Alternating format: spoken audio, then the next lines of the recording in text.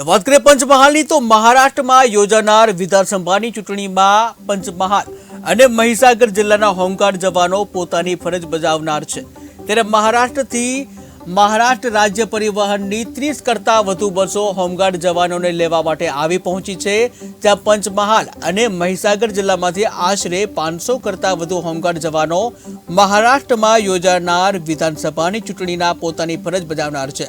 ત્યારે હોમગાર્ડ જવાનો બસ મારફતે મહારાષ્ટ્ર જવા રવાના થયા હતા, જ્યાં મહારાષ્ટ્રની વિધાનસભાની ચૂંટણીમાં હોમગાર્ડ જવાનો બંદોબસ્તમાં પોતાની ફરज बजावे છે।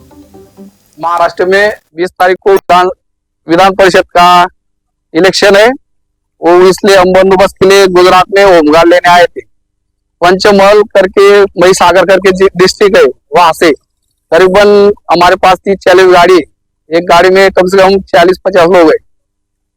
वो पंचमहल महीसागर करके डिस्ट्रिक्ट में आए। हमारा नाम